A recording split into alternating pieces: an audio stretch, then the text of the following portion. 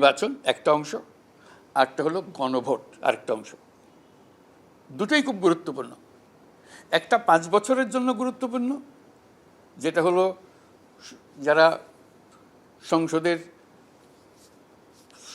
সদস্য হবেন তাদেরকে নির্বাচিত করা, নানাজন প্রার্থী হবেন, তার মধ্যে একজন নির্বাচিত হবে, সেটা করা, সেটা গুরুত্বপূর্ণ। সঠিক প্রার্থী যেন নির্বাচিত হয়, তার কোনো অসুবিধা না হয়, কোনো গোলযোগ না হয়, সুন্দরভাবে করে, সেটা খুব গুরুত্বপূর্ণ। তো আরেকটা গণভোট যেটা, সেটা 5 বছরের জন্য না, এটা 100 বছরের জন্য। 100 বছর এটা আমরা স্মরণ করব যে ওই দিন যে আমরা করে দিয়েছিলাম, সেই জন্য 100 বছর ধরে এবং তার পরবর্তী সময়েও বাংলাদেশ পাল্টে গেল, স্থায়ীভাবে পাল্টে গেল। স্থায়ীভাবে পাল্টে দেওয়ার সুযোগ এখন তোমার আর আমার হাতে। আমরা যদি এটা করে ফেলি, এটা বাংলাদেশ পাল্টে গেল। এটার জন্য রাস্তা মিছিল করার দরকার নেই, এগুলো সব হয়ে গেছে। রক্ত দেওয়ার দরকার নেই, সেটাও হয়ে গেছে। যা যা হবার সব হয়ে গেছে।